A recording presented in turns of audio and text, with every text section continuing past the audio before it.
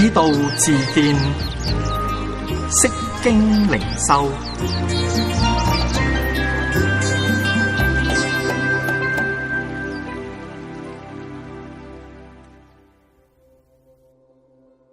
耶和華是我的神。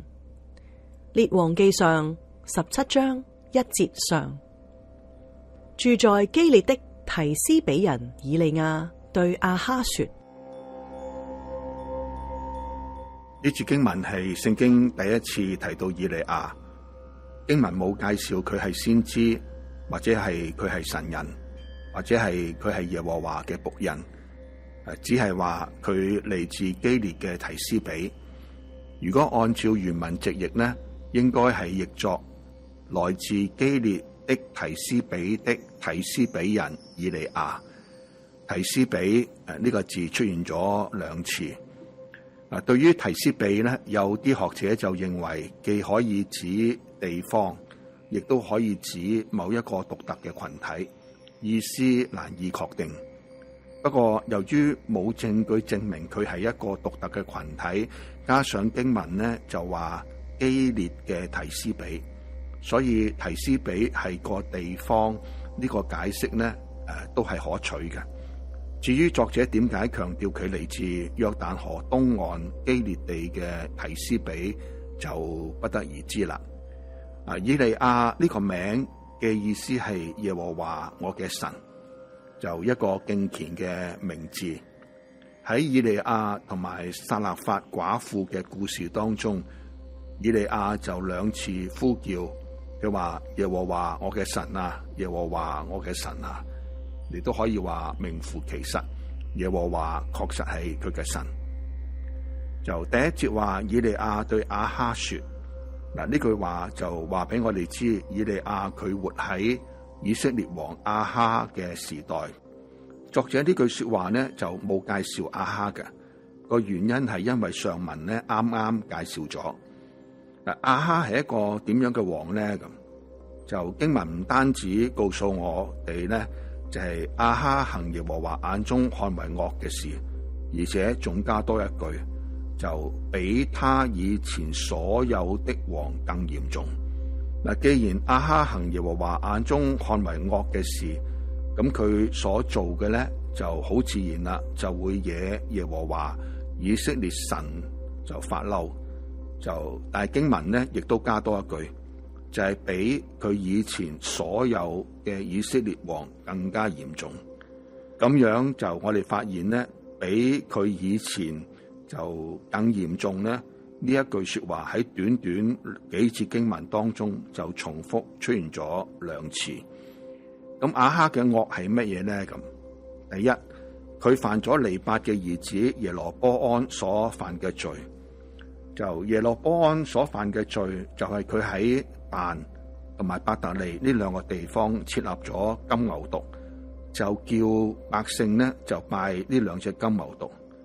耶羅波安呢就喺一啲丘壇就建神殿啊，又設立唔屬於利未人嘅平民百姓做祭司。而亞哈呢係延續咗耶羅波安喺宗教上邊嘅政策，就係行耶羅波安所行嘅惡事。第二就係亞哈佢娶咗西頓王謁巴力嘅女兒耶洗別為妻，去侍奉巴力，就敬拜巴力。嗱，巴力其實係迦南地嘅男神，就掌管風雨嘅。嗱，呢個係巴力喺列王記裏邊咧就第一次出現。就謁巴力呢個名嘅意思就係活喺巴力嘅好處下，或者係咧話巴力咧存在。嗱，顯出咧就係西頓王係一個巴力嘅敬拜者，佢嘅女叫做耶洗別。耶洗別呢個名咧都有巴力嘅元素嘅，所以耶洗別都係一個偶像嘅敬拜者。下文咧就特別提到耶洗別唔單止拜巴力，佢都係拜亞舍拉。嗱，由於巴力本身就係迦南地嘅神明嚟嘅，所以咧就唔使西頓王嘅影響，先至令到亞哈呢就拜巴力。但係亞哈娶耶洗別呢一件事呢，就肯定強化咗亞哈呢對巴力嘅敬拜。就亞哈呢又喺撒瑪利亞就建巴力廟，喺廟裏邊呢就為巴力就築壇。就亞哈呢亦都拜亞舍拉吓。亞哈嘅父親係暗利，係以色列國嘅一個嘅王朝嘅開創者。就撒瑪利亞本來係一個山嚟嘅，咁暗利咧就將呢個山買咗落嚟，就喺山上邊建城，就作為咧就係佢嘅首都啊。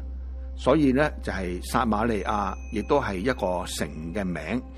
亞哈喺首都建巴力廟，為巴力就築壇，帶嚟嘅影響咧，自然就係令到百姓亦都去拜巴力。最後第四，對亞哈惡行嘅總結咧，就記錄喺列王紀上21章25到26節。經文話，佢話只是從來沒有像亞哈的，因為他受耶洗別皇后的唆使，出賣自己，行了耶和華眼中看為惡嘅事。他行了最可憎嘅事，隨從偶像，正如耶和華在以色列人面前趕出的亞摩利人所行的一切。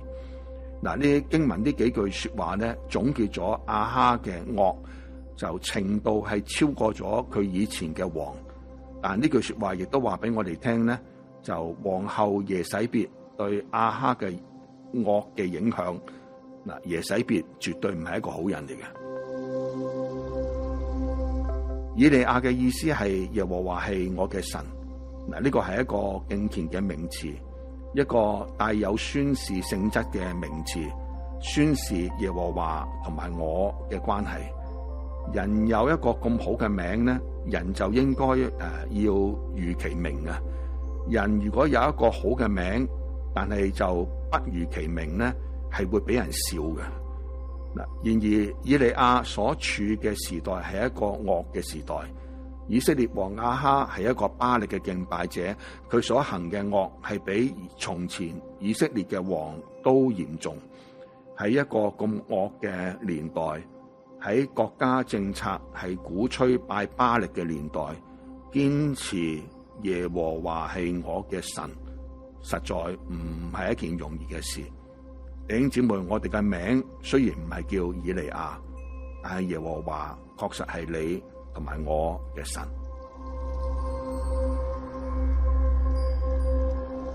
以道自薦，釋經靈修，係由堅道神學院推出。作者梁國權，播音葉清、梁國權。